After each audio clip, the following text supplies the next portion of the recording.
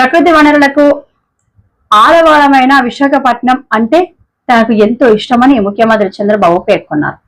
నగరాన్ని ముంబైకు ధీటుగా అభివృద్ధి చేస్తానని అందుకు ప్రణాళికలు తయారు చేశామన్నారు. జిల్లా కార్యకర్తల సమావేశంలో ఆయన ప్రసంగించారు.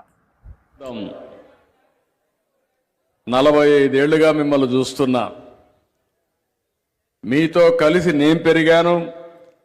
నాతో కలిసి ఎక్కడికక్కడ మీరు కూడా ప్రజాసేవలో పునీతమయ్యారు. అది చూసినప్పుడు నాకు అనిపిస్తుంది, మనం అందరం కానీ కరెక్ట్గా ప్లాన్ చేసుకుంటే ఈ రాష్ట్రంలో వేరేవాడు ఏమీ చెయ్యలేడు. దాంట్లో అనుమానమే లేదు. రాష్ట్రం అంతా ఒక ఎత్తు, విశాఖపట్నం ఇంకొక ఎత్తు.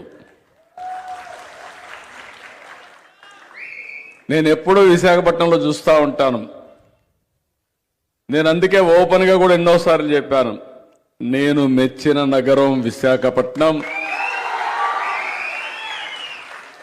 మంచి వాళ్ళు ఉండే నగరం విశాఖపట్నం. మంచి వాళ్ళు అందరూ ఉన్నారు కానీ మంచిలో ఎక్కువ మంది మంచి వాళ్ళు ఉండే నగరం విశాఖపట్నం. ఒక్క ఉద్దు అంత మునుపు కూడా ఎప్పుడూ తెలుగుదేశం పార్టీకి కంచు కోట. ఉద్దులో జరిగిన సంఘటన చూస్తే ఆ తర్వాత ఏ ఎన్నికలు పెట్టినా తెలుగుదేశం పార్టీ జెండా తప్ప, సైకిల్ తప్ప వేరేది కనపడదు మీకు. అలాంటి బ్రహ్మాండమైన ప్రాంతం. ఈరోజు నేను ఒకటే మిమ్మల్ని కోరుతాను, ఓసారి అనిపిస్తుంది మన కార్యకర్తలు ఎంత పవర్ఫుల్ అంటే, మీరు రోడ్డు మీదకి వస్తే ఎవ్వడు నిలబడలేడు. అప్పుడప్పుడు నేను అధికారంలోకి వచ్చిన తర్వాత ఏదో రాష్ట్రాన్ని బాగు చేసేయాలని రాత్రింపగుళ్ళు ఒక అబ్సెషన్తో పనిచేయడం మొదలుపెట్టినప్పుడు మీలో అలకొస్తుంది. అలకు వచ్చినప్పుడు కాడి పడేస్తారు. మీరు ఎక్కడికి పోరు, ఏ జెండా పట్టుకోరు, ఎవరికి ఓటేయరు, కానీ అలగతారు. అలకే ప్రమాదం. అందుకనే ఇప్పుడు నేను ఒకటి అనుకున్నాను, ఇంకా భవిష్యత్తులో మీరు అలిగే పరిస్థితి రాదు, మనం ఓడిపోయే పరిస్థితి కూడా రాదు.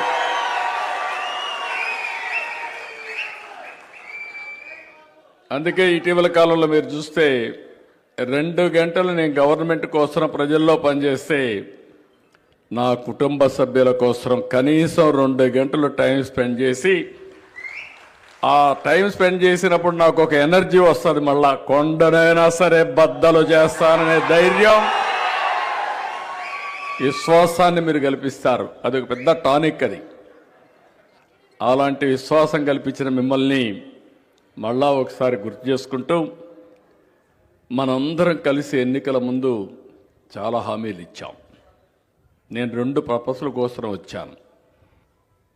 ఈసారి ఎన్నికల ముందు ఇక్కడనే ఉత్తరాంధ్ర సమావేశం పెట్టాం.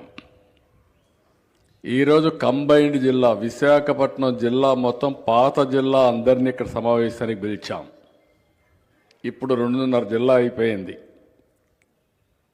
విశాఖపట్నం, అనకాపల్లి, పాడేరు, మాన్యం జిల్లా, మాన్యం అల్లూరు సీతారామరాజు జిల్లా, ఏఎస్ఆర్ జిల్లా. మీరు పాత జిల్లాలో అందరినీ చూస్తున్నా, మళ్ళీ పాత జిల్లాలో విశాఖపట్నం జిల్లా అందరినీ చూడడం చాలా సంతోషాన్ని ఇస్తూ ఉంది, కళకళలాడుతూ ఉంది. ఎంతమంది ఇక్కడ ఉన్నారో అంతమంది బయట ఉన్నారు. అది మీ పట్టుదల. షార్ట్ టైం నేను ఒక కలుస్తానంటే, ఇంత ఉత్సాహంగా మీరు వచ్చారంటే దానికి నిజంగానే మీ అందరికీ కుటుంబ పెద్దగా మనస్ఫూర్తిగా ధన్యవాదాలు, అభినందనలు, శుభాభినందనలు.